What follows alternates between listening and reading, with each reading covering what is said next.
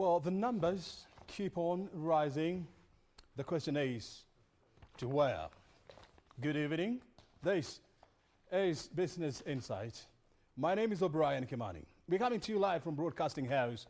We look at the latest figures as announced by the Health Ministry and ask ourselves, what story are they telling us? And where are we going from here? I said my name is O'Brien Kimani, and this is Business Insight. We're coming to you live from Broadcasting House. This is where we start unrivaled and a comprehensive guide to today's news. Before we get there, a look at the highlights first. In every testing time, something always good comes out of it. There is a silver lining, and in the fullness of time, we will see what the silver lining in this pandemic might be. Kenya records 124 more positive cases as the government prepares to roll out home-based care for COVID-19 patients. This matter happened, and I tweeted, and I accepted, Mr. Speaker. There's no one who can hold a position forever. Political intrigues as ODM party effects changes within its ranks in the National Assembly. And a story of hope and resilience for a man whose future was forever altered by acts of violence meted by a person he held so dear.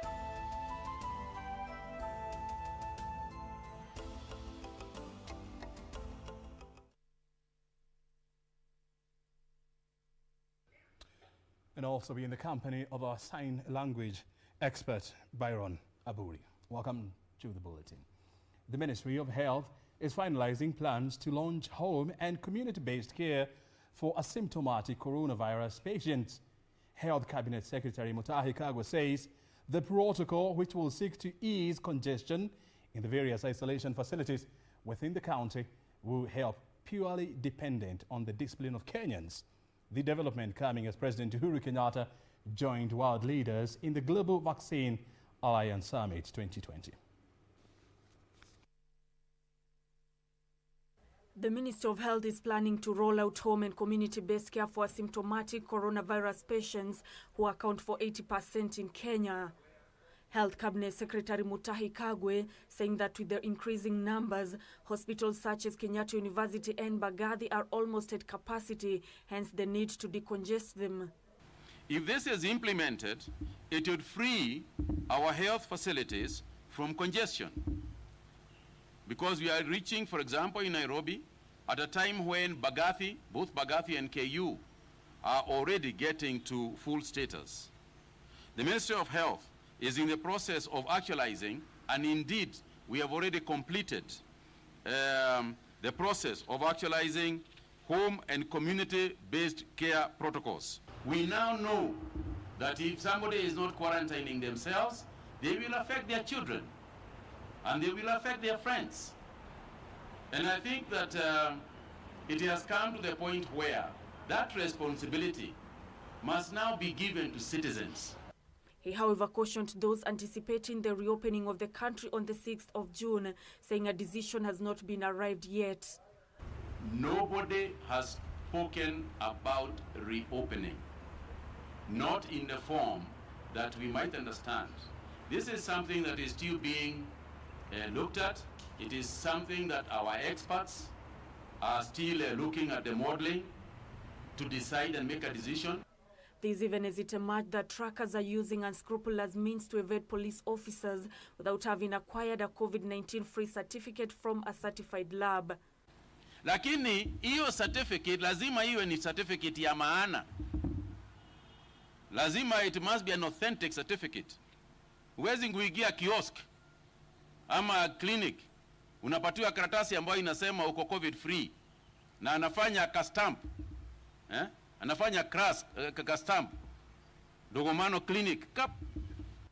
Out of 2,640 samples tested over the last 24 hours, 124 people tested positive, bringing the total number of positive cases in the country to 2,340. Mombasa leads with 40 cases, Nairobi 38, Busia 26, Kajiado 6, while Kiambu accounted for 3 cases. Elgeyo Marakwet joined the list of infected counties after recording 1 case. On a positive note, 39 patients were discharged after making full recovery, bringing the total number of recoveries to 592, while 4 patients succumbed to the virus. The Ministry of Health is now banking on Kenyans' discipline, even as it seeks to launch home and community-based care protocol, especially for patients who are asymptomatic, in a bid to decongest the hospitals, even as the number of confirmed cases in the country continues to rise at an alarming rate. Nancy Okware, Channel 1 News.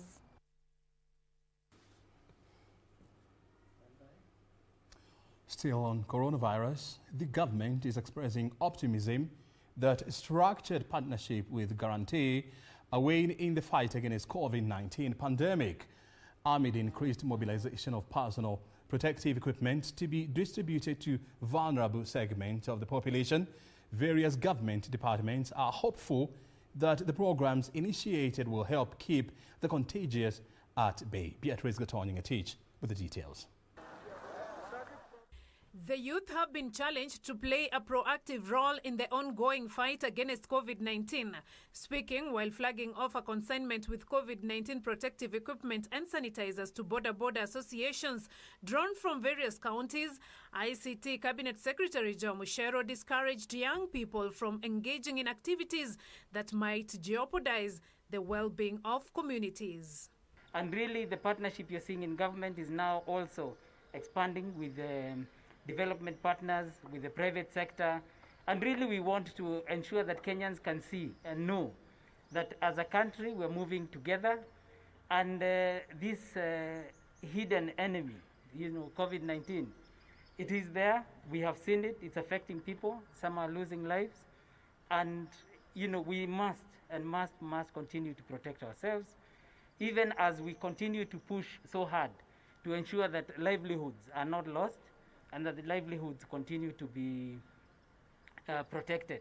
In the meantime, the judiciary has stepped in to assist the most vulnerable court users by issuing them with face masks as part of the efforts to boost the war against the spread of COVID-19. Speaking after receiving dozens of face masks from the Rotary Club of Malindi, area resident Judge Ruben Nyakundi disclosed that all persons seeking services of corridors of justice will benefit from free distribution of face masks as they attend court sessions. So what we have realized and what we have asked our partners like the Rotary Club is to capacitate the judiciary so that we can be able to supply the masks to those who are less fortunate, who cannot afford, so that it is for their own protection. So we'll be giving them the mask when they leave, when they come. We'll be giving also the mask when they leave. In Mombasa, boda and tuk-tuk operators have benefited from sanitizers from the national government aimed at boosting control for the spread of the coronavirus. According to Janet Mirobi, who is a Jubilee Party mobilizer, the drive is aimed at mobilizing more personal protective equipment for the needy in Mombasa, including food items to cushion them from the adverse effects of the coronavirus pandemic. Meanwhile, Embu County Governor Martin Wambora has revealed that a local who had been confirmed to have contracted COVID-19 in the county has tested negative after further screening, while flagging off food consignment to be distributed to vulnerable families across the 4 sub-counties. The county chief said the latest results were confirmed by KEMRI. Na tuta-advise prison officials wasiwe wanakibisha watu nje ya prison. Hao wanauliza mawaidha. Wakiwa kuna suspicion, wanapimiwa huko. Ikiwa kuna need ya isolation, wanakuwa isolated huko. So tungetaka pia hawa isolated huko. In the meantime, Harambee Sacco donated face masks, gloves and hand wash machines to the police in an effort to fight the COVID-19 pandemic. While handing over the donation at police headquarters, Harambee Sacco managing director said they are keen to support the police officers who are among frontline workers in stemming the spreading of coronavirus. Elsewhere, the first case of COVID-19 death has been reported in Kajiado County as total number of infections increased to more than 80. The disease is said to have exhibited symptoms of COVID-19 and is said to have a history of travel to Voi, even as the county launched contact tracing for those who might have come into contact with the deceased. I want to challenge the people of Kajiado and Kitengela, because we are now in the metropolitan of Nairobi, which is highly hit by this pandemic, to take personal precaution and care and to ensure their own personal security and of their neighbor, so that we can be able to fight this pandemic. And construction work for a 4-story building at Maralal Referral Hospital has commenced with an aim to improve health services under universal health cover and address COVID-19 pandemic. Speaking during the groundbreaking ceremony, Samburu County Governor Moses Lenol Kulal noted that once completed, the project will improve healthcare services for the residents, and especially at a time COVID-19 pandemic is devastating lives of many in the world. Through universal health care commitment, we've had additional staff for all our facilities across the county. This is really assisting in terms of service provision, and more so during this time of COVID-19. Beatrice Gatonyang-Etich, Channel 1 News.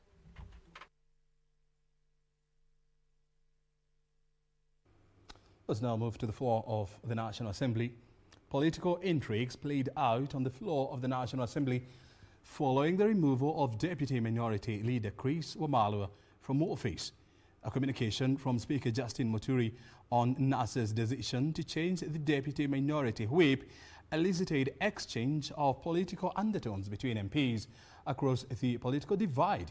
Tongaren Member of Parliament Eseli Simiu has been designated as a new Deputy Whip of the Minority Party. Kevin Washira reports.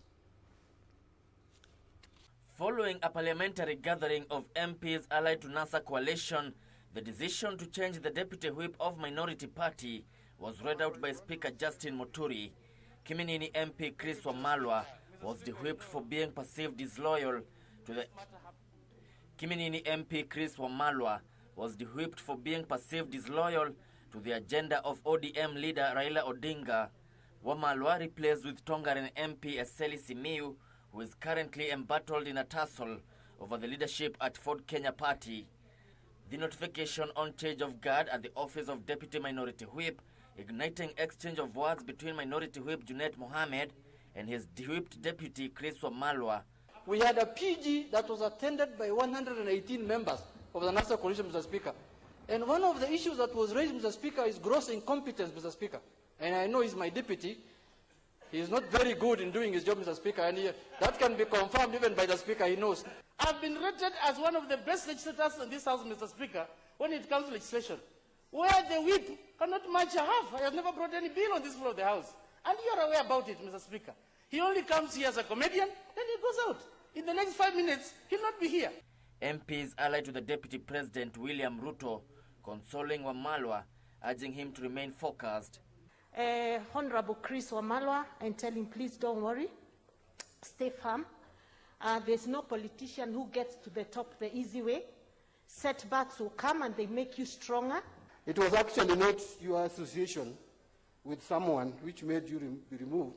It's what you said in those meetings, those church rambles, that is causing you all these problems. Meanwhile, the National Assembly Administration and Security Committee wants a national coordination board put in place to improve the country's disaster preparedness.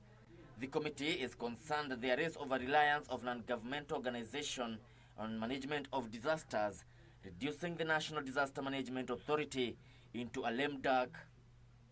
We have recommended to the Interior Ministry that disaster preparedness be taken more seriously, with a national coordination board being put in place to coordinate disaster response between the national government, the county government, and other non-state actors, considering that the primary function of any government and indeed the society is to protect human life.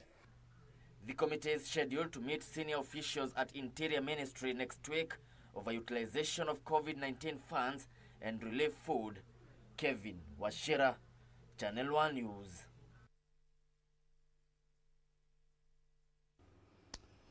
Still with Parliament, members of the National Assembly have shot down a motion seeking to establish an ad hoc committee on prevention, response and management of COVID-19 in the county. Among other things, the motion by Nyeri Town Member of Parliament Gonjiri Wambogo sought to have Parliament develop legislation measures through which the government would anchor the mechanisms to respond to any pandemic, including ensuring enhanced medical as well as public health functions and facilities. A motion seeking to form a 23-member National Assembly ad hoc committee on COVID-19 failed to see the light of the day after a majority of lawmakers shot down the proposal by Nyeri Town Member of Parliament Gonjiri Wambugu. Many as that opinion say aye. Because many of the counter opinion say no. The noes have it.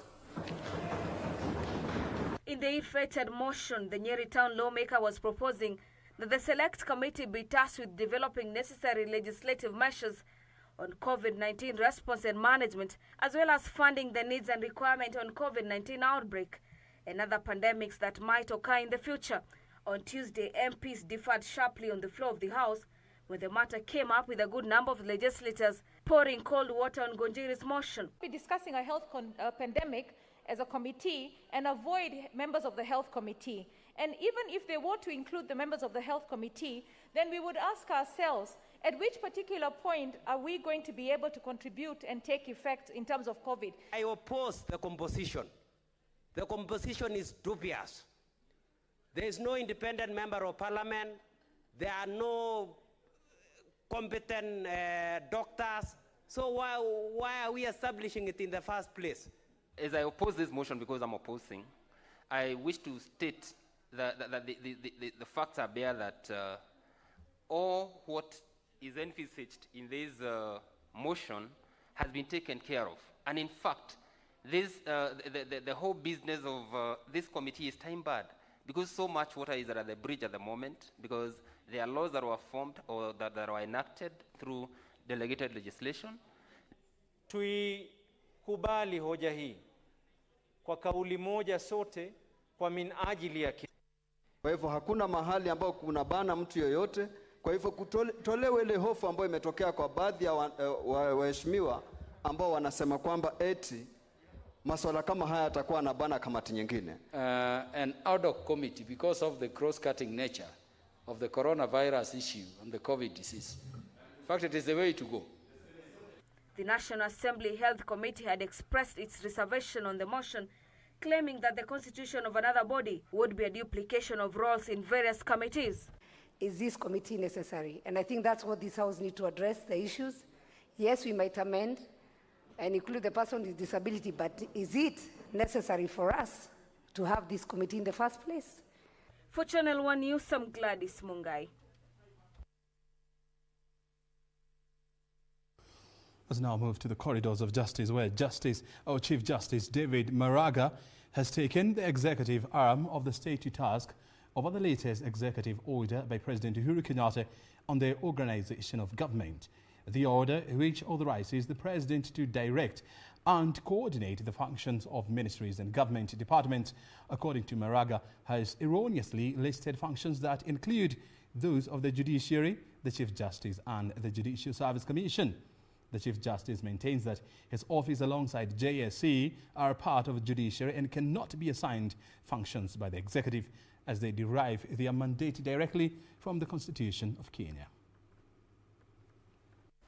The judiciary has taken issue with the executive order issued by President Uhuru Kenyatta on Wednesday. The order spells out changes in the structure of government, and this has particularly attracted the attention of Chief Justice David Maraga, who has protested inclusion of the judiciary in the latest organization of government.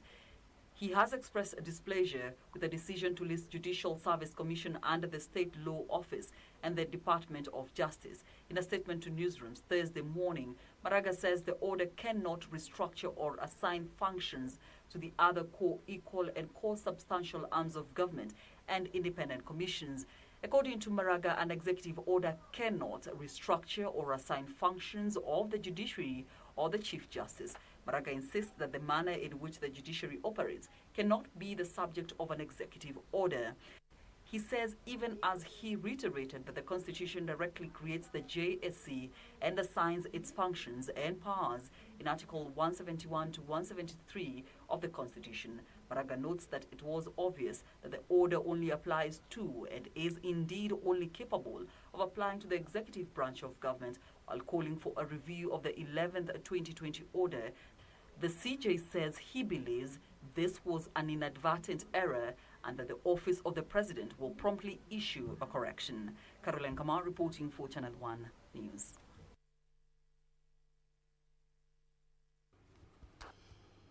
As cases of domestic violence continue to rise amid the coronavirus pandemic, stigma associated with male victims who speak out is worsening the situation, with many cases going unreported.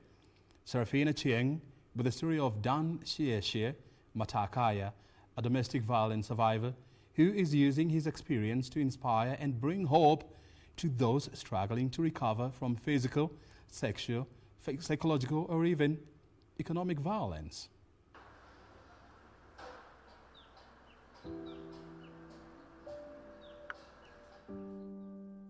"32-year-old Dan Shieshie Matakaya is a survivor of domestic violence. For those who knew him before 2013, he could be unrecognizable. He served as a police officer stationed in Kisii, married and blessed with one child. Life would, however, take an unfortunate twist when they lost their only child. It was in their season of mourning that his wife, now ex-wife, did the unthinkable, pouring acid on his face. I never knew it was sulfuric acid, but I just felt a burning sensation.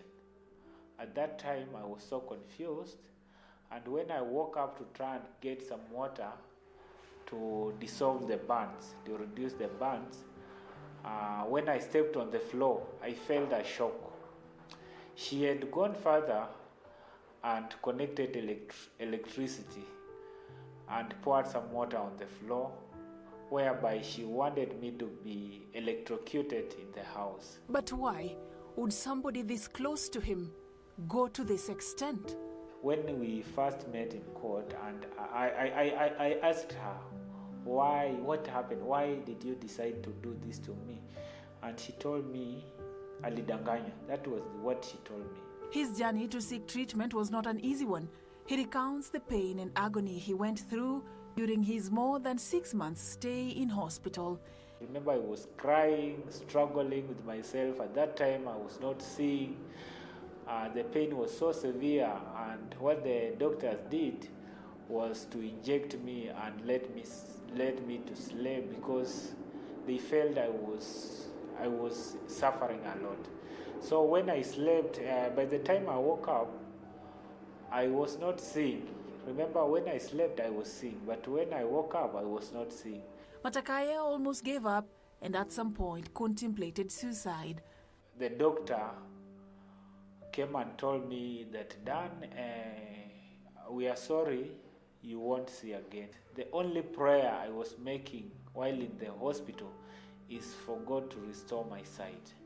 But after I was given that statement, it was so hard to handle the situation. So death was the only option remaining for me.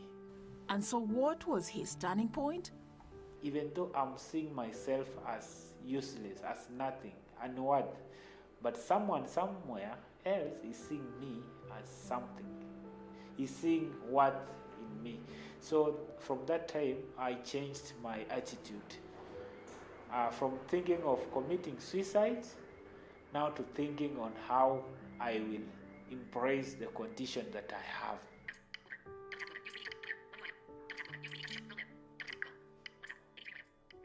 Matakaya may not have gotten his sight back, but he was left with scars of strength. He decided to use his experience to inspire victims of domestic violence to turn into survivors, an endeavor that would give rise to the Dan Shieshie Foundation. Matakaya says that the stigma on men assaulted by their partners remains rife, causing many cases to go unreported, a narrative that he seeks to change through a platform that encourages men who are victims of domestic violence to speak out. And remember, even after the hospital, many men were approaching me and asking me, how have you managed? Because many were going through issues, but it wasn't easier for them to cope up and let it go. And some were getting into depression, some were committing suicide. So I felt that I need to do something. With cases of domestic violence surging in the wake of the COVID-19 global pandemic, he found it necessary to change tact by launching an online call-in counseling program to ensure that victims do not suffer in silence. Now you can see there is the issue of lockdown and curfew. So it's hard even for these men to cope up because they have a family who depends on them. Now many of them don't have work, they don't earn anything, so they feel even depressed. Victims can call through the 24-hour toll-free line 1196 that connects them to a pool of professional counselors. Much as he appreciates the progress made since the program was launched, Matakaya says many victims who call in need more than just counseling, and he is calling for the support of well-wishers and other partners. It's not only counseling, they need to be rescued. Others need medication. So it's something we are working on. Of course, we need people to come and join us and help us, support us even financially, so that we can achieve this. Because it's our society, these are our brothers, they are our sisters, they are our parents. So we need to help these people. You can send your support to Dan Sheshie Foundation through Safaricom Paybill number 741057, using your name as the account number. And even as he pursues justice, Matakaya says he has chosen to forgive and even hopes to fall in love again. I dealt with the bitterness, and what helped me a lot was the time I forgave her. This unfortunate experience has turned Dan Sheshie into a bedrock of strength, and as he shares hope with other victims of domestic violence, he says more needs to be done to address the plight of thousands who could be suffering in silence. For Channel 1 News, I'm Safin Acheng Oma.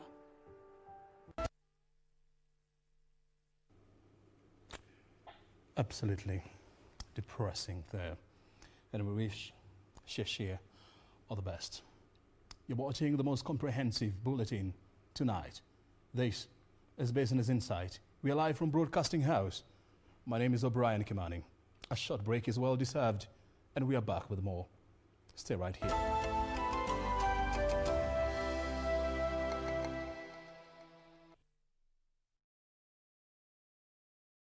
Top on Channel 1. Yote aliye na kinga hafifu mwilini yuko katika hatari ya kuambukizwa COVID-19. What's this? It is mostly used for washing babies. I don't have any babies at it. For the record, I told them this was not a good idea. Someone can die of heart attack. COVID-19 inazuilika. Jilinde, linda familia na jamii.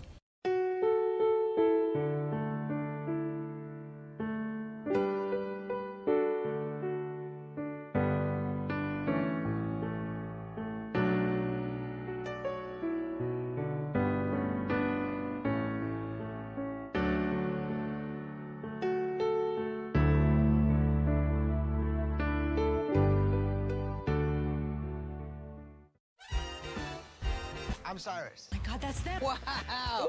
Ooh, a porch swing. I know what I'm doing this weekend. I can't let go. Oh, grody.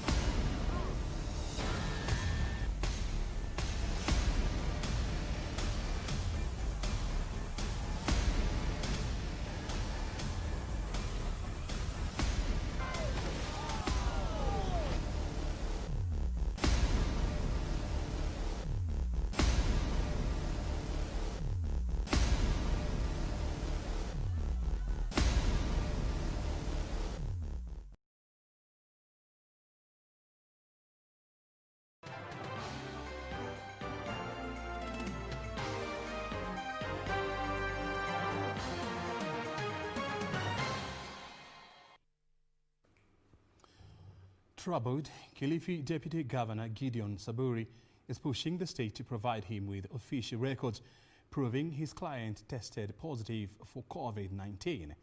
The request was made by his lawyers during the pre-trial of the case where the deputy counter chief is accused of willfully exposing himself to public at a time when he was allegedly infected with a deadly infectious disease. Exactly 1 month after the state instituted legal proceedings against Kilifi Deputy Governor, Saburi appeared before the Mombasa Law Courts for pre-trial on the charges leveled against him. Appearing before Chief Magistrate Edna Nyalot, his lawyer George Kithi acknowledged having received 15 witness documents from the prosecution side. He, however, made another application to have the prosecutor furnish him with the names of the panel of doctors that conducted the tests on samples said to have been obtained from the accused, as well as the individual results that prove that indeed the under-fire deputy county chief was found positive. The matter is coming up in 14 days on 18th of June for purposes of the prosecution to give those 8 items that we requested. Which the scientific procedures basically, and the scientific analysis and the equipments, disclosure of the equipments that were used to allegedly test him. According to Kithi, his client remains innocent from all the charges he's facing. What we do know, and why we insist on that, we know at that time there was no established testing regulation in this country, neither from World Health Organization. And at the time also, Kenya had not acquired any equipments for testing COVID. As at that time, we acquired it much later. Most of the tests were being done in South Africa. After this submission, the prosecutor asked for more time to be able to adduce the requested documents for the defense. Magistrate Nyalot instead gave 14 more days. This is a matter of public interest, and we need to fast track this matter so that we conclude the matter as soon as possible. The mention will be on the 18th of this month, where the prosecutor is expected to provide the documents without fail. From Mombasa County, I am Anburu. The COVID-19 pandemic has seen the world embrace a new normal which has affected all aspects of our lives. The ripple effects of the pandemic have seen most businesses halt operations, with others closing down completely. But how do you adjust to the new normal that has seen most businesses record huge losses? The one rule about surviving losses is whatever you lose, don't lose yourself. Whatever you lose, don't lose yourself. Don't lose your sense of you're still here. In fact, the only final deadline we have as people is death. While you are alive, you lose a lot of things. Everybody you know, you can lose them tomorrow. One of the things accept is that loss is very painful, but it is part of life. Accept that even without Corona, we were losing things and we will continue losing things. But the good part is, some things are coming, others are going. We lose some people, but others are born to our lives. We lose some jobs, we get others. For as long as you are alive, the best thing is to say, I was prepared somehow. That this life involves changes, comings and goings, entry and exits. So what I can encourage us is, although it is not easy, let's process it with courage, saying that it's so sad that I had to lose that job, but who knows that what is next for me? I could find a better job. I could define myself differently.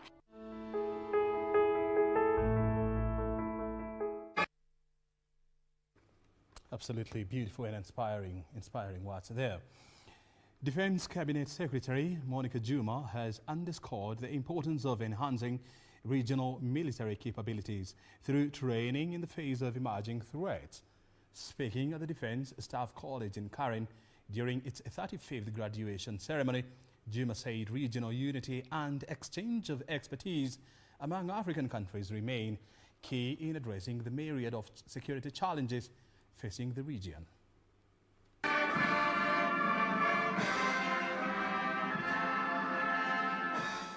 Thursday morning at the Defense Staff College in Karen, Nairobi. Lieutenant Colonel Kinothia Samuel Mwangi, Kenya Army. 56 excited officers drawn from 10 African countries will arrive for the Course 35 graduation. 44 were drawn from the Kenya Defence Forces and 12 from the allied African countries of South Africa, Malawi, Botswana, Zambia, Tanzania, Burundi, Rwanda and Egypt. Defence Cabinet Secretary Monica Juma graced the occasion, calling for enhanced cooperation among member states, even as she urged the graduates to use skills acquired in facing 21st century challenges. This collaboration has forged a successful program for exchange of both students and directing staff. The networks and bonds created in these exchange programs are in tandem with the spirit of promoting sub-regional and regional integration.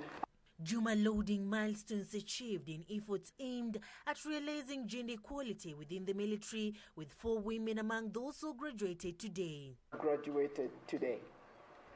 Go forth and provide outstanding leadership in your new roles. Strive to be good models for all the junior female members of your defense forces to emulate. Graduated today. Go forth and provide outstanding leadership in your new roles. Strive to be good models for all the junior female members of your defense forces to emulate. With the course having been conducted during the COVID-19 pandemic, where regional visits, course breaks in the 3rd and 4th terms of the 46-week course were affected, Defence Staff College Commandant Major General Martin Ongoye will clarify that no positive cases were recorded at the training facility. That the control measures that the college put in place, including restrictions of movement of both officers, directing staff, and the staff in general, help prevent any infection so far. The officers were trained on different fields, including professional strategic leadership, command, and management studies. So, Jonathan Kipkemboi. Well, the strategies in handling complex peace operations not only require a change of mindset, but also skills that are offered here at the Defence Staff College. And now the new graduates come with a fresh breath of air in the sector after having graduated from the Defence Staff College. Reporting for Channel 1 News from the Defence Staff College here in Karen, Nairobi, I'm Sarafina Robbie.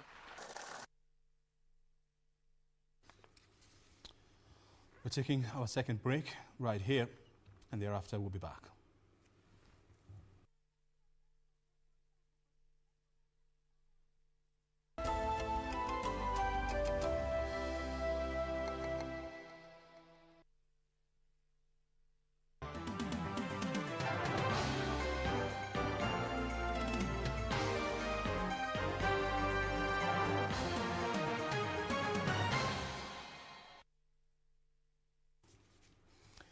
Well, the Kenya Union of Post-Primary Education Teachers want the Teachers Service Commission to speed up the implementation of collective bargaining agreement entered by the two parties in 2016. The union laments that more than 6,700 post-primary teachers were left out during the implementation of Phase 3 of the agreement, especially now that most of its members need to be cushioned from the economic impact of coronavirus pandemic. In an effort to maintain and improve the economic conditions of its members across the country, the Kenya Union of Post-Primary Education Teachers is pushing for the implementation of a deal entered with the teachers' employer. In the 2017-2021 CBA between KUPPET and TSC, the teachers were to start enjoying benefits of the pact beginning July 1st, 2017, and is expected to undergo full implementation by June 30th, 2021. While TSC has implemented 3 out of the 4 phases of the agreement, the union laments that hundreds of its members are yet to benefit from the deal. There is no negotiation in this matter because this money was already budgeted for. So TSC must implement. They must implement it, and we are asking that they should not now take any more time. The money was already released by the Treasury from 2016, and every annual budget contains everybody. The Union Secretary General Akela Misori is calling on TSC to henceforth the cumulative arrears so as to cushion the affected batch spread out in various job groups from the economic impact of coronavirus pandemic. Teachers to be demoralized. We want a fully motivated workforce who are ready to take the challenges of this impact of the COVID-19. And in the circumstance, we are now making a special demand to the Teacher Service Commission that for strange reasons they didn't pay these teachers. We now demand that this payment be expedited and fast-tracked for also the next phase of the implementation. We do not just want the payment, but we would wish to have their payment fast-tracked and their arrears also paid together with this. So this is the... At the same time, Missouri challenged universities to tailor their courses in a manner that will benefit and prepare students for the job market. We must be alive to the realities on the ground. That why do you educate? You cannot just educate for knowledge's sake, because at least at the end of the day, when you have gone to college, you must now be able to bring the food, take it to the kitchen and bring it to the table to be eaten. Reporting for Channel 1 News, I'm Jackie Wambiru. The 13-year-old boy whose encounter with Rift Valley Regional Commissioner George Natembeya at a community meeting went viral has been offered an opportunity to continue with his education by the government. The government, through Regional Commissioner George Natembeya, says the move is aimed at ensuring that Dennis Langat gets an education to become a peace ambassador in future. He was among those who voluntarily surrendered their weapons to the government on Wednesday.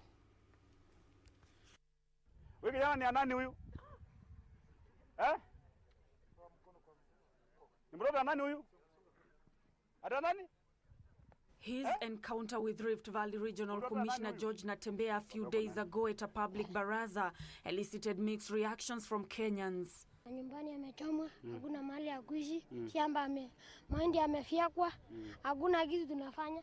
Wala ameanza vita huko. Tokea huko. Sasa kule mambo ya vita, nimekuja jina yako ni nani? Na kwa nini anafyeka mahindi yetu? Sasa huyu kijana, sikizeni. Kijana kama huyu akiishi kwa mazingira kama haya. Uko na miaka ngapi? Uko na miaka 13. Ako na 13 years. Huyu kijana mnamfunza nini? The seemingly angry Dennis Langat was defending his family after their house was torched during tribal altercations in Ololompanki and Oloruashi in Narok. Days later, wacha tutamsaidia baada ya hapa tuone tunaweza msaidia namna gani ya kuwe mtu ambaye baadaye hata wewe atakusaidia. A ray of hope hangs over his head after the government offered to educate him in one of the schools in Narok. Hata kama masomo aliwacha, iko polytechnics. Kuna ile kitu labda anapendaka kukuwa driver, kukuwa mechanic, kukuwa tutamsaidia. Free aingie ya serikali. Na hata NYS wakati itaanza tumeona hako na nguvu. Na ni barobaro. Aingia hata kwa NYS, akiingia kwa NYS hata siku nyingine anaweza kuwa mwanajeshi, anaweza kuwa mfanyabiashara, anaweza kuwa mtu wa maana kwako na kwa hii kijiji. Langat is one of those who voluntarily surrendered his bow and arrow on Wednesday to Narok South Deputy County Commissioner Felix Kisalu, saying that his actions were fueled by attack on his family. He further called on warring communities to cease hostilities and embrace peace, even as he called on security apparatus to conduct investigations into the matter. Naambia hao vijana mwaje mambo kusema eti mambo ya vita ukimbilie vita. Hiyo ameishia hapa leo na bado tunaendelea kurokota silaha. Very good. Tukiendelea kurokota silaha, mweke chini silaha na turudini mashule. His mother expressing joy for the government gesture, saying that since the widely publicized altercation, the boy had been missing from home. Hata nilisikia mwenye alikuwa anaongea kwa redio akasema, kwa nini huyu mama anaambia mtoto aende pita? Mungu wangu sijaona yeye siku ilianza kupiga nduru, sisi nikasika watu na akaenda pande hii. Sasa huyu kijana litairisha akiwa pato ni kidogo. Lakini sijaona mali alifita paka akaenda paka huko. Niliangalia kwa TV nikashangaa, nikaambia Mungu asante kwa sababu bato yako. Nancy Okware, Channel 1 News. Let's hope the young man goes back to school, primary school maybe, secondary, and then to university and see what he becomes in the future. The coronavirus death toll in Brazil and Mexico has soared to new daily records, even as respective countries begin to ease lockdown restrictions. Brazil now has over 32,000 deaths, while Mexico has recorded over 11,000 fatalities, even as it became the 14th country to surpass the 100,000 confirmed infections. Two of the hardest hit countries in Latin American region, Brazil and Mexico, announced record numbers of daily virus-related deaths on Wednesday. Brazil recorded 1,349 new coronavirus deaths on Wednesday and 28,633 additional confirmed cases, while Mexico reported 1,092 test-confirmed deaths. Meanwhile, Spanish Tourism Minister announced on Thursday the reopening of land borders with Portugal and France starting on June 22nd. This development coming as Spanish lawmakers voted to extend the state of emergency that will run through to June 21st. And the United States has reported a total of over 1.9 million cases of coronavirus, including at least 109,000 deaths. Almost 20,000 new COVID-19 cases were identified in the U.S. on Wednesday. Elsewhere, Pakistan now has 85,264 confirmed cases, becoming the latest country to overtake the total in China where the pandemic began. South Korea has confirmed 39 additional cases of the coronavirus, all but 3 of them reported in the densely populated Seoul metropolitan area as authorities struggle to contain a resurgence of COVID-19. And a group of armed men dressed as healthcare workers took an undisclosed amount of money following a robbery at a pension point at Scottsville Mall in Durban, South Africa on Wednesday morning. According to data from Johns Hopkins University, more than 388,000 people have died, while some 3.1 million people have recovered from the disease. For Channel 1 News, I am Emily K. Bade.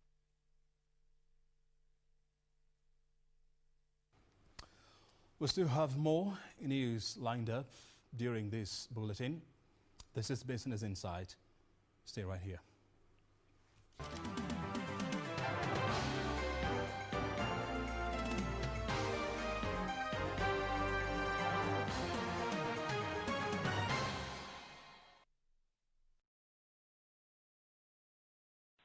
Hello, this is Dr. Patel. Why aren't you not picking up my call? Koja kwanza, wewe mimi na kama napigia wewe simu, wewe pana chukua simu. Wewe nataka advance salary, wewe nakuja ofisi, mimi napatia wewe advance 50,000. Kupata advance, bonyeza *811*817#. Anakula mugoka na bana kingia kazi. Next on. Alhamdulillah, tumeweza kufunga mwezi mtukufu wa Ramadhani na tukaukamilisha. Na wajua kama ilivyo ada, baada ya mwezi wa Ramadhani tunafuatiwa na mwezi wa Shawwal ambao ndani yake unafunga ya 6 tu Shawwal.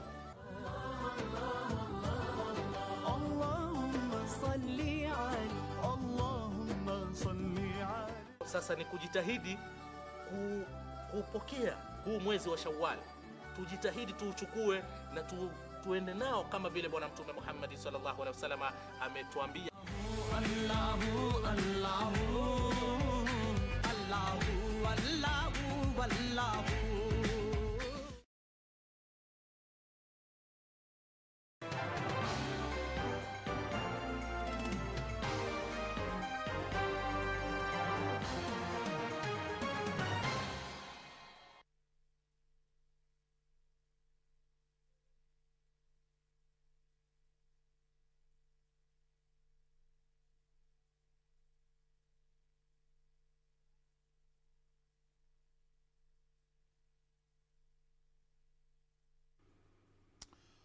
Let's now have a look at business news, where the private sector employment fell by 38% in May due to suppressed demand and travel restrictions.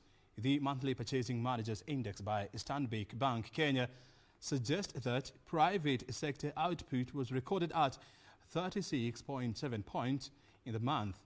This is a slight improvement from the 34.8 reading in April, as the COVID-19 impact takes toll on the Kenyan economy. The government has already warned that more than 2 million jobs are on the line as companies close and scale operations due to the impact of the coronavirus. Last week, the Central Bank of Kenya warned that over 75% of small and medium-sized enterprises operating in the country today may collapse by the end of this month if no financial lifeline is unveiled for them. According to the monthly Purchasing Managers Index by Stanbic Bank, the private sector output was recorded at 36.7 points in the month of May, which was a slight improvement from the 34.8 reading in the month of April. The index that samples the opinion of purchasing managers in corporate Kenya has seen readings drop since January this year. The report says demand levels were impacted by travel restrictions around Nairobi and Mombasa, which meant that some firms were unable to acquire inputs. At the same time, customers reduced spending due to lack of cash and unwillingness to travel for fear of contracting COVID-19. Businesses subsequently made additional cuts to employment during May, with latest drop in workforce sharp and quickest ever seen in the series history. Stanbic Bank warns of more pain ahead as it expects the epicenter of COVID-19 to be felt in the next 2 months in respect to the economic activity.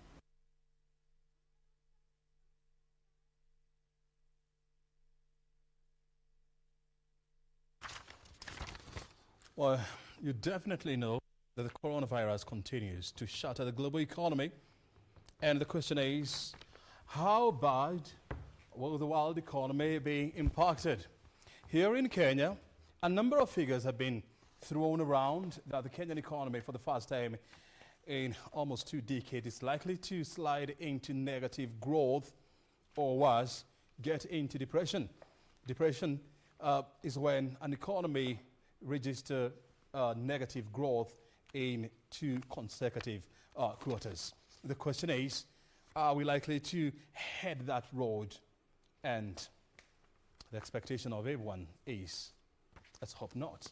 And this all will depend on how fast this coronavirus dissipate and the number of interventionary and the kind of interventionary measures that the government is going to put in place. Already we know billions of shillings have been put towards resuscitating the struggling economy. We are yet to feel the impact of these, but of course it is still in the early stages. You know for sure that the budget reading is expected to take place again next Thursday. You're right. That will be on 11th of this month. It is going to be a unique budget reading day. It's going to be done through technology. How? We are still waiting to see. Details are still being worked around that by the National Treasury as well as the National Treasury. Today, the estimates were tabled in Parliament after they went through the Budget and Appropriation Committee.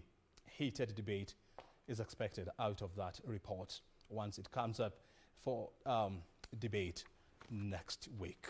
But what do we know at this point? Let me take you through the figures.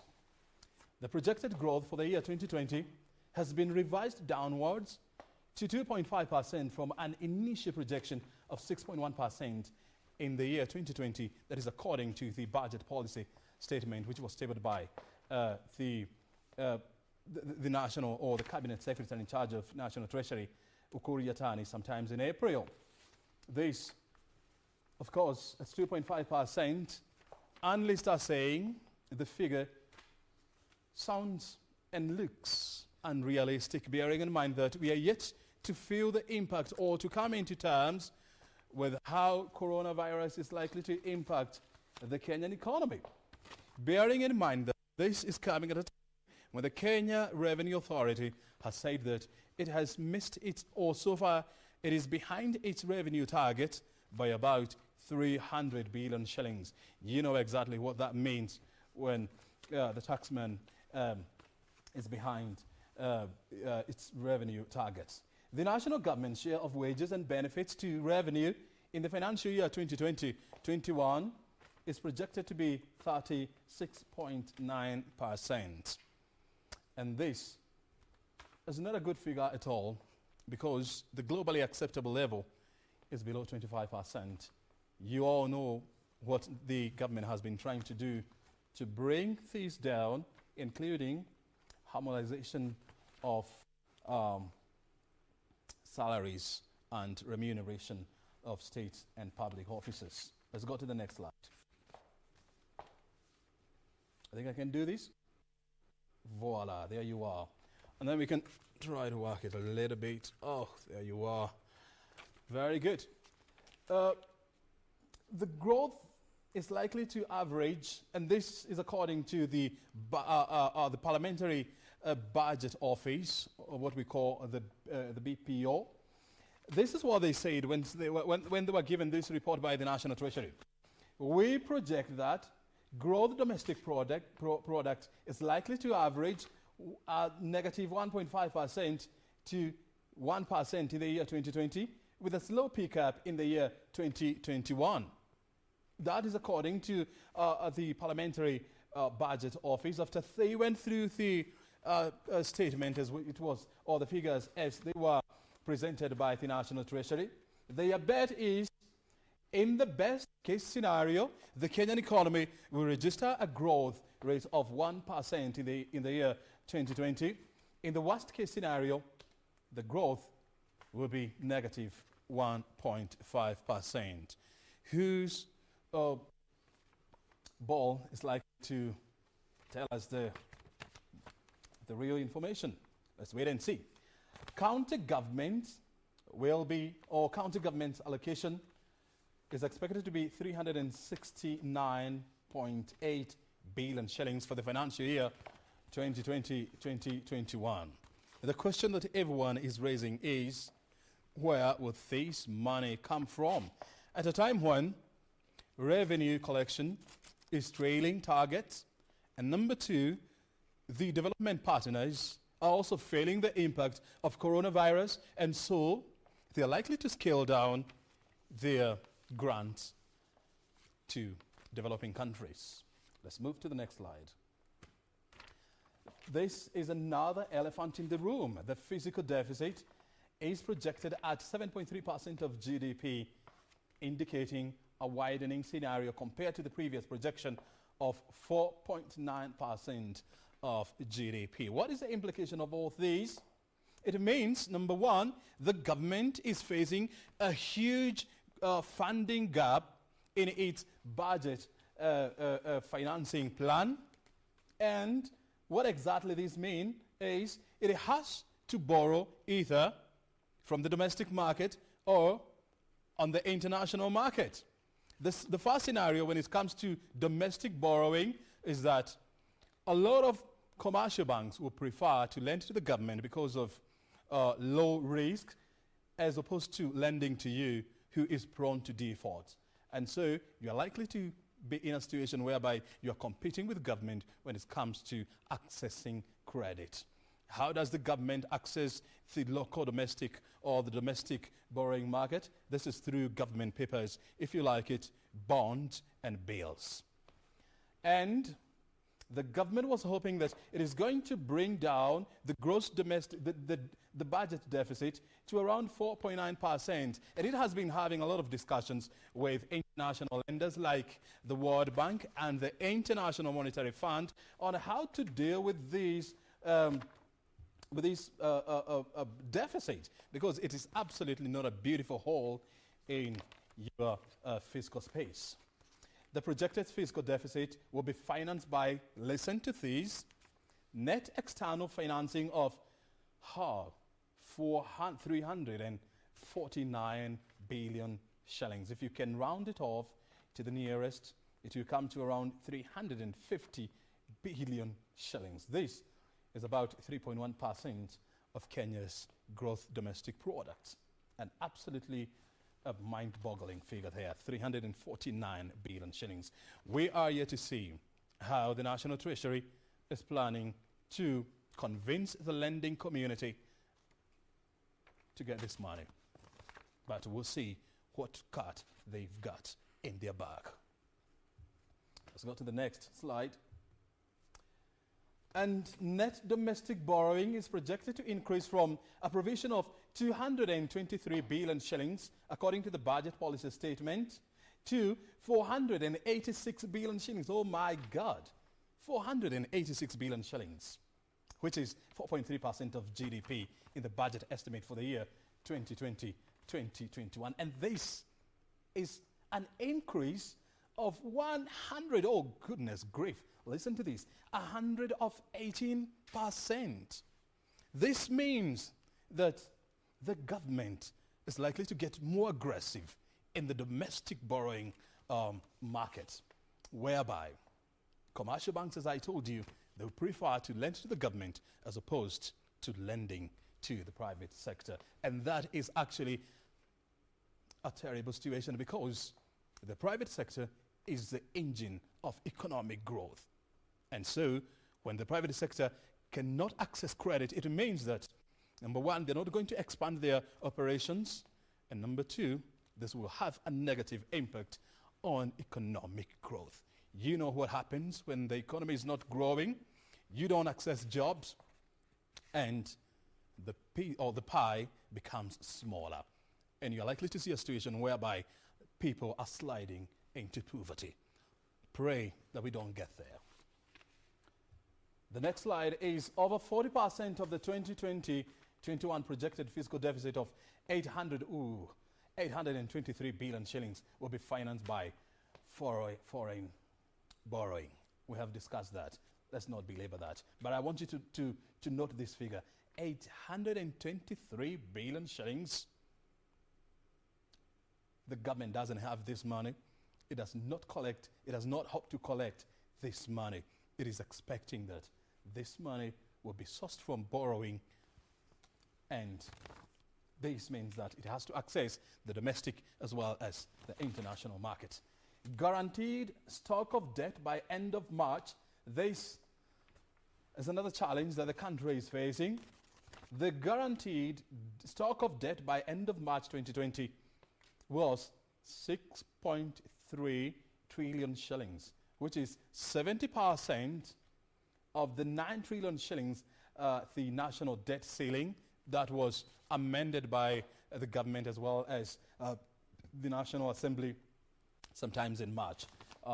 And so we are at 70%. The question is this: what happens if we get to the 9 trillion shillings mark? Are we likely to change the goalpost and probably maybe go to 12 trillion Kenya shillings? I don't know. Let's wait and see what comes out of Treasury's bag of goodies. And this is how our debt looks like. It comprises of 2.9 trillion shillings, or 49% in domestic debt, and 3.1, where are we? There you are. Oh no. There we are. And 3.1 trillion shillings, or 51% in external debt. And we all know our biggest lenders, number one, is China. And we know how much we are paying them in terms of interest. Last year, or the current financial year, the government is paying interest on its loan to China to the tune of 33 billion shillings. I don't want to go there. Ordinary pensions will amount to 57.2 billion shillings in financial year 2020-2021, having risen by 19%. You may ask yourself, why are we having a pension bill rising at this rate? Which means that a lot of public servants or civil servants are retiring. And this is also another elephant in the room, because the government spending all this amount of money to stay or to maintain the upkeep of its civil servant. There has been a debate on how to deal with this. Treasury is yet to implement a raft of proposals that has been floated by various organizations. And just the other day, I was having a chat with the CS in charge of National Treasury, and he said that this is going to be his priority in the year 2020-2021. Let's see how it goes. And finally, as I told you, the growth this year is going to be depressed, and the guess or the expectation or a lot of projections are saying that Kenya, for the first time in more than 20 years, we are likely to register negative growth or worse, dive into recession. Pray hard that we don't get there. It's a painful environment to be in because job losses, company closures, and economic deterioration becomes the order of the day. My name is O'Brien Kimani. Let's hope the situation doesn't get there. And we've got to do what we need to do in order to stay afloat. That is the situation on the ground. It's not meant to make you get depressed. It actually is supposed to make you think hard. Let's move on. In a matter of hours, you could land in a hot soup if found with single-use plastics, such as water bottle, in public beaches, forests, or national parks. Manufacturers are now forced to realign their packaging processes to ensure compliance, and even though this could be costly, stakeholders back the move to bolster wildlife and environment conservation efforts in the long term. The ban, which was announced last year, comes to effect tomorrow. From June 5th, single-use plastics in protected areas become illegal as government intensifies efforts to conserve national parks and game reserves, as announced by President Uhuru Kenyatta mid last year. As you remember, the president pronounced that last year, and he indicated that from 5th of June tomorrow, all people who are going to the national parks should not carry plastic bottles or plastic bags. As NRT, we welcome the idea, and it is good for our environment, our animals, and more so, the people we thrive to serve. The ban comes after what was hailed as the world's toughest plastic ban on plastic bags enforced in Kenya in August 2017 that applied to all plastic carrier bags and flat bags used for commercial and household packaging. This is to ensure that we also protect the biodiversity in the national parks. Because when the animals eat the polythene bags, they ingest them, then over time the plastic bag is not digested. So it will block the animal and the animal can die. The list of banned single-use plastic objects include utensils and cutlery, as well as straws and any type of plastic bag in all parks, reserves, forests and beaches. Conservancies have a limited capacity to collect and reuse plastic. For instance, Kalama Community Conservancy has a capacity to handle 1 ton of plastic bottles in a single collection. Clearly, conservancies are overwhelmed, and we are happy to see this ban on a single-use plastic comes into effect. A survey by the National Environmental Management Authority found that more than 50% of cattle near urban areas had plastic bags in their stomachs. Tourism and Wildlife CS Najib Balala backs their prohibition to have a positive impact on overall. He says the Forest Conservation and Management Act 2016 provides for the development and sustainable management, including conservation and rational utilization of all forest resources for socio-economic development of the country and other connected purposes. Manufacturers have rallied behind efforts to phase out the use of plastic, and consequently, the Kenya Association of Manufacturers has partners with Bankers Association of Kenya to manage post-consumer plastic bread bags waste in the country.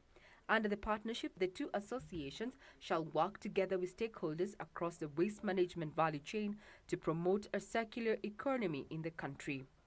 With just a few hours to go, other countries which have since enforced strictures on varieties of plastic include Zimbabwe, the UK, Taiwan, Australia, Rwanda, Italy, Morocco, and the United States of New York, Washington, and California, Malibu City. Implementing the plastic ban for Kenya since 2017 when it came into effect has been no mean feat. Come tomorrow, when you and I will not be allowed to access designated areas including national parks with plastic water bottles or straws, is a step in the right direction, say the environmentalists, saying that this will help to conserve nature and wildlife. I'm Regina Manyara-Gitan reporting for Channel 1 Business. You're watching Business Insight. Another break is well deserved. And then we are back.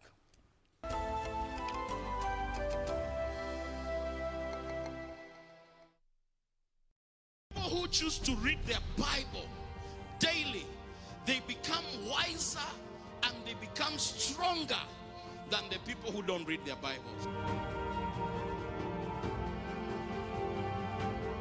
So when you choose hard, difficult things, you become a natural leader.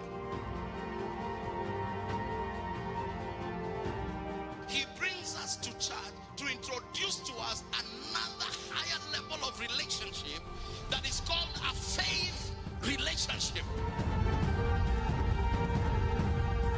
You are also a solution to somebody else's problem.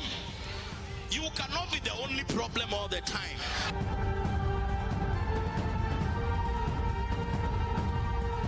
Join Pastor Jimmy Masharia on the Master's Touch this Sunday from 8 a.m. on KBC Channel 1. On the next episode of Ashoka. Why did His Majesty call you? Not only me, he has summoned all the maids in the assembly hall right away.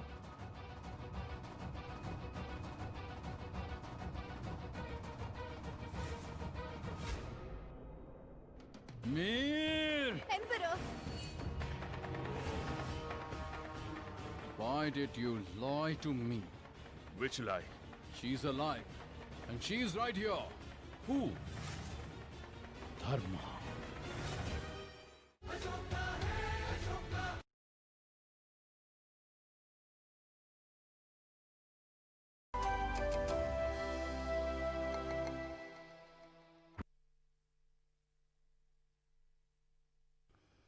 Micro and small and as well as medium enterprises which have been affected by the prevailing coronavirus pandemic will begin receiving economic stimulus announced by President Uhuru Kenyatta by the end of June. Speaking exclusively to Channel 1, Industrialization Principal Secretary Dr. Francis Owino revealed that the government is further mulling to avail a stimulus package for small enterprises which have gone under due to COVID-19 on a case-to-case basis. I want to start by disabusing the fact that when this is over, because the experts are telling us that we would rather prepare for a long haul with COVID. But that aside, I think the government has come up with packages of initiatives to ensure and enable the citizens and the various economic sectors of the economy move on post-COVID. And in this regard, His Excellency the President has addressed the nation on two occasions. On March 20th, with an economic stimulus that focused basically on the individual, reducing pay as you earn, removing VAT on a segment of employees, reducing VAT from 16 to 14, and another various host of initiatives. But a lot more focus should be given to the economic stimulus, the 8-point economic stimulus that was released in May 23rd, last week. That focuses basically on addressing various sectors, the infrastructure sector, the education sector, the micro and small enterprise sector, health sector, etc., etc. When looking at how to progress post-COVID, for lack of a better word, government is looking at business continuity, business startups, and revamping the business that went down by government. And so, so far since these schemes were announced, have we seen uptake, and how is that uptake going? Where are we at this point? Because perhaps maybe other small businesses do not know how to get into these schemes to sustain their businesses. The Cabinet Secretary for Finance is meant to lay before the House his budget proposals next week. During that session, the Cabinet Secretary, I presume, should be able to give the roadmap towards actualization of this stimulus program, especially the credit guarantee scheme, because it is an initiative that has some paperwork, as it were, because there are instruments to be put in place. But in my view, by close of business this month, by end of June, the credit guarantee scheme should be up and running for uptake by SMEs in this country. Given that what's happening right now, and many Kenyans feel like the economy is crumbling. It was already not so well before all this. Right. Where are we at this point? Are we doing so badly? What's happening with the economy right now at this point as we speak, even as we look to gradually reopen? COVID-19 has dented our economy. That is for a fact.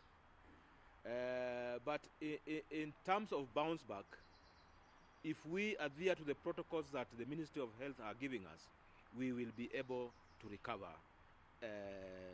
faster than is projected. Because Kenyans are a resilient society.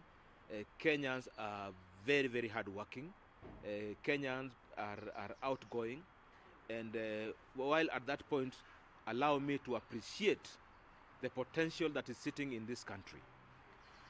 When we got our first COVID case, there was near panic in both public and private sector. How are we going to survive? Where are we going to get our PPEs? Where are we going to get food? Where are we going to get this? Where are we going to get that? But within 1 month, we were able to cope. Industry was able to repurpose and reposition themselves and produce sanitizers and produce face masks. And from a high of 200 Kenya shillings, a face mask is now costing 50 bob. And the reusable one is going to as low as 30 shillings. So you can see, and we must appreciate our potential and capacity. So the most important thing is to live by the guidelines as provided by the Ministry of Health. Is there a fallback plan for those SMEs, those small businesses that have unfortunately already wound up due to this pandemic? What is their recourse in this matter? Yes, we are aware that we may have those cases, but they would be addressed on case by case.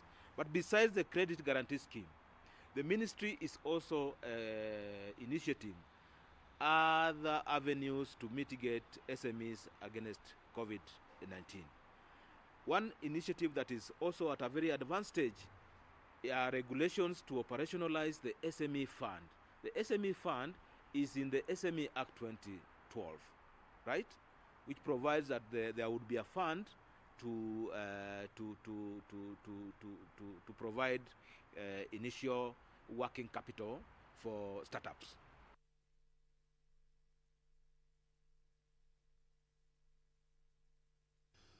Elsewhere, the United Nations Economic Commission for Africa estimates that prevailing COVID-19 pandemic could push 29 million Africans into extreme poverty. Details of these and more in our Africa Business News Roundup. ECA statement, Africa is already witnessing the economic impact of the COVID-19 crisis even before its impact on public health, and may see its growth slow down by 1.8 to 2.6% of GDP, which could push 29 million people into extreme poverty. UNECA further stressed that the containment measures established in 42 African countries to protect population from the COVID-19 pandemic have already cost the region some $69 billion per month, and expected to have a negative impact on the implementation of the Sustainable Development Goals in the region. Wednesday, the Africa Center for Disease Control and Prevention, Africa CDC, disclosed that the number of COVID-19 cases across Africa continent surpassed 158,318 as the death toll from the ongoing pandemic surged more than 4,502, with 67,630 recoveries. And Mozambique's National Petroleum Institute expects ExxonMobil final statement decision on the $30 billion Rovuma LNG project located in the north to, in principle, come in 2020. The oil giant postponed its FID for the project, which had been expected this year, but was delayed to the coronavirus outbreak and a slump in the oil prices in March. Exxon did not say when it planned to make a call to FID for the project. Other big companies include France Total and Italy's Eni are also involved in projects in the region, home to one of the biggest gas finds in a decade. Finally, the rebound in oil prices has given Nigeria's Naira a reprieve, easing investors' concern that a steep devaluation may be unavoidable. Brent crude prices have doubled since hitting a two-decade low in April and traded close to $40 a barrel Wednesday. Since Nigeria relies on oil sales for 90% of export earnings, that help the country's central bank to replenish its stock of foreign currency reserves. 12-month Naira forward traded at 454.50 per dollar early on Wednesday, down from a high 552.56 Naira to a dollar on April 20th. The currency traded at 388 Nairas to the dollar in the spot market. The Central Bank of Nigeria's foreign exchange reserves climbed to $36.6 billion as of June 1st, after falling to a two-year low of $33.4 billion in April.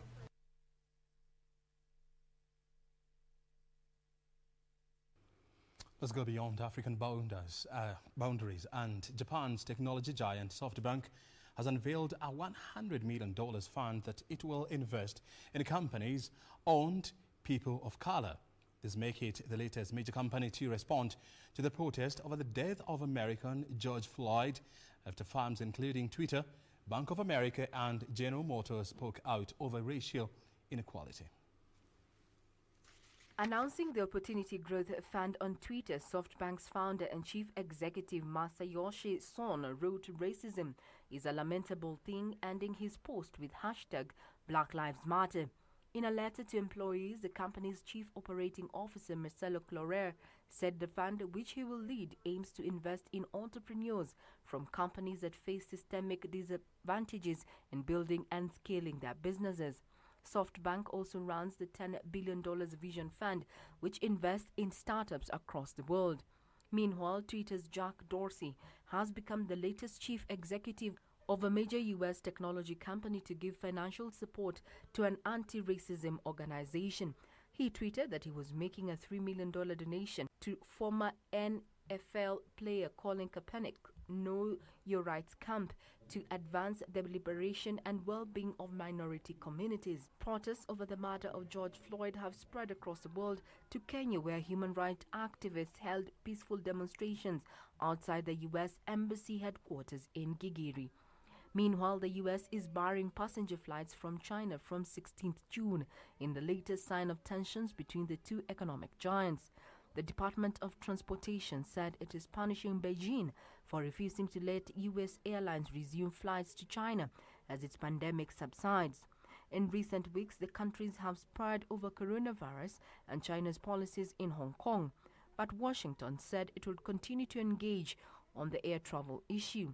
The Department of Transportation order applies to 4 airlines: Air China, China Eastern Airlines, China Southern Airlines and Hainan Airlines, which have continued to fly between the two countries during the pandemic, although at reduced levels. If the order goes forward, it will hurt travel, trade and other exchange between the two countries, said Daniel Kilman, the director of Asia Pacific Security Program at the Center for a New American Security. Regina Manyara reporting for Channel 1 Business.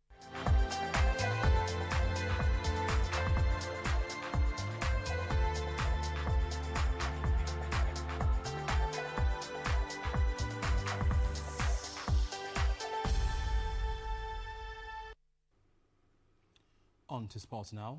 The National Assembly Committee on Sports has commended construction works ongoing at the Kenya Academy of Sports main facility in Kasarani.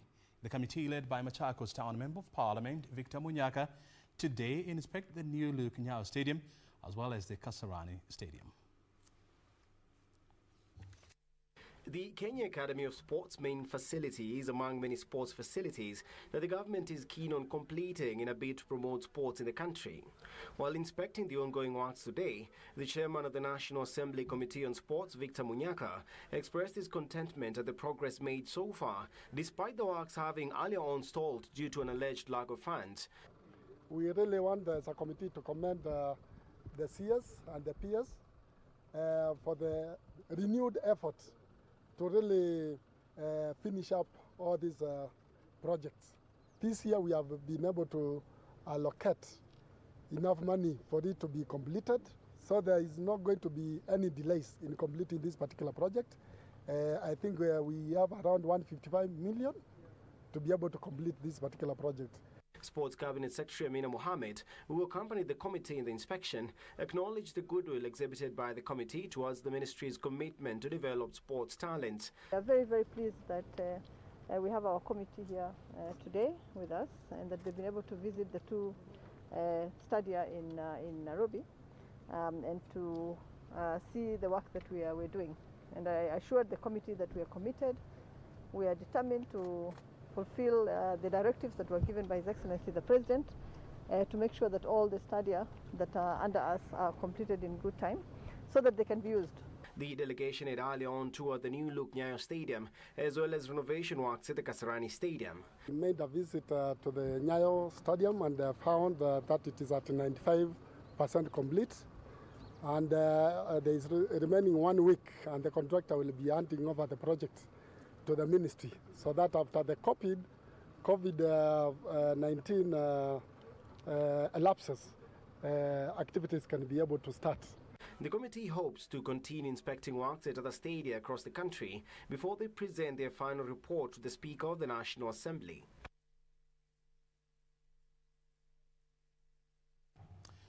Athletics activities in the country are now ready for resumption, just months after the coronavirus pandemic paralyzed the sport. Athletics Kenya are currently working on a tentative calendar of events to cater for the remaining time of the year 2020, and the association is confident of a safe return to activities.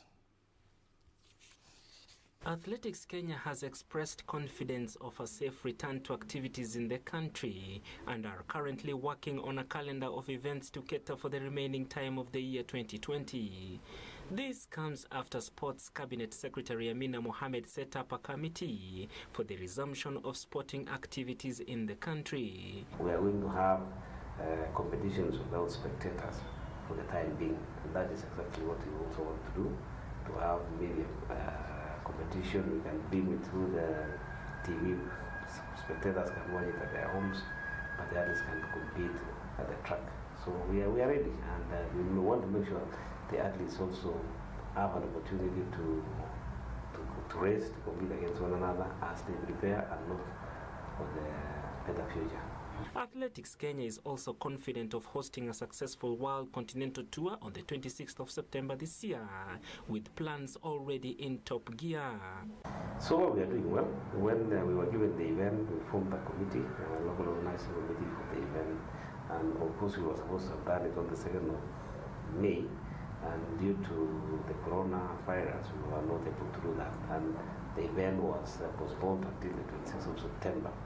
We have continued with our team through a virtual conferencing, and it is going on very well. Meanwhile, the second batch of 4 athletes are set to arrive in the country tonight from India after Athletics Kenya facilitated their repatriation and will also cater for their quarantine fee.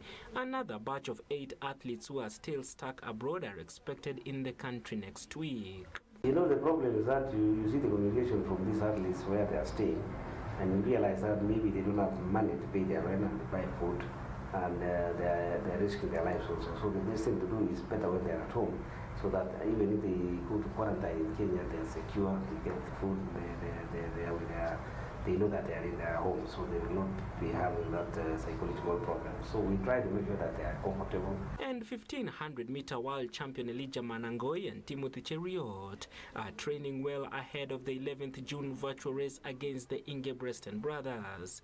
The race, dubbed the Impossible Race, will see 5 athletes from Kenya race at the Nyayo National Stadium against their counterparts who will be running in Oslo, Norway. And in Kisii, local fans of English Premier League club Arsenal treated street children to snacks and refreshments as they educated them on the dangers and prevention of the coronavirus.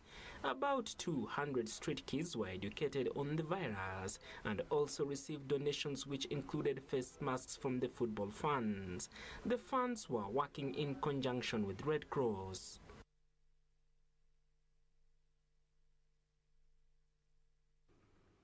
International sports, where Gareth Bale has clearly outlined that he does not want to return to the Premier League and is likely to finish his career at Real Madrid. The Welshman has been linked with Premier League return for years with former club Tottenham Hotspur and Newcastle United among the latest clubs mentioned. Gareth Bale agent Jonathan Burnett says the Welshman does not want to return to the Premier League and is likely to end his career in Real Madrid. The 30-year-old has for years been linked with a return to England, with his relationship with Madrid boss Zidane understood to be strained.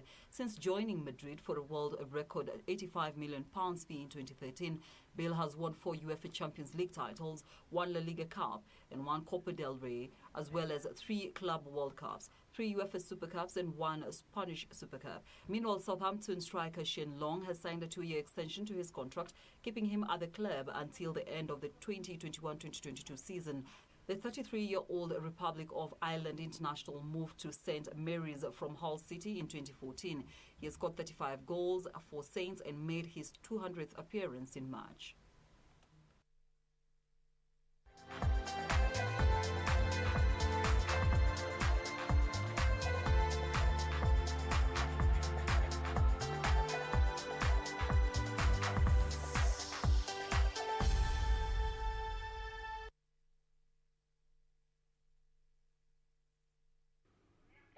Well, that's all for now. Thank you so very much indeed for being with us for the last actually almost 1.5 hours.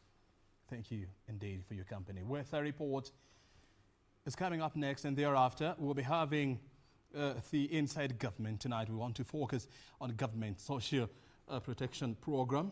And joining us will be the PS in charge of social services. This is Nelson Mara. For now, we have to look at the weather with Muchuma Irene. Hi Irene, how are you doing? This weekend, Kenyans are waiting for good news from the house on the hill, and probably maybe the weather is likely to be telling us something. What is in store for us? That's right, O'Brien. Many people will be waiting for the big announcement this Saturday from the highest office in the country, and it is important to note of the 5-day forecast. More details coming up shortly.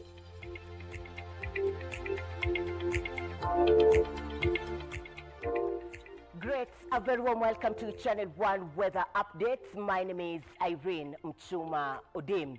It's one of those nights that most parts of the country will experience partly cloudy conditions, save for a few areas over the Lake Basin region where wet conditions will prevail. Friday morning, most parts of the country will be characterized by sunny conditions, apart from Nyeri and Meru, where light rains will prevail over a few places. Equally in Lamu, Mombasa and Malindi, we're expecting showers over a few places. At the Lake Basin region, Kisii and Eldoret, also few areas at the northern parts of the country, light rains will be experienced over few places.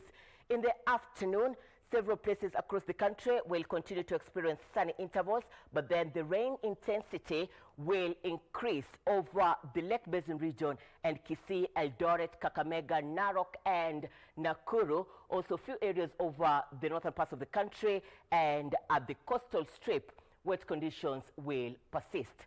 Temperatures have slightly gone up. The highest will be experienced in Mandera at 37 degrees Celsius. Nairobi will experience maximum of 26 and lows of 13 degrees Celsius. But then how will these weather patterns unfold in the next 5 days? The capital will experience sunny conditions with temperatures ranging between 26 degrees Celsius and 11 degrees Celsius. And for you in Mombasa, expect light rains over few places on Friday and Tuesday. Maximum temperatures will stand at 30 degrees Celsius.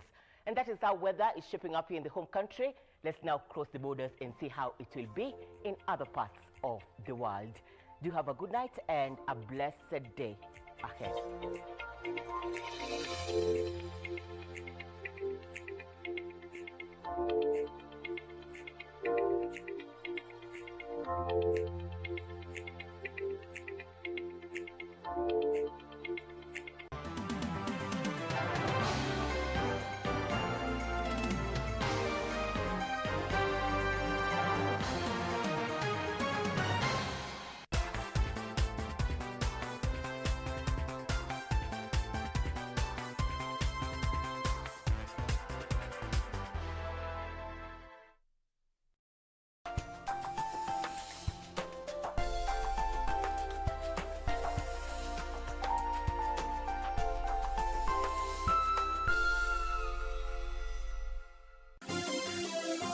Vera Beauty College. Vera Beauty and Fashion College, with branches in Nairobi, Eldoret, Thika and Meru. Did you know that we are a TVET approved institution?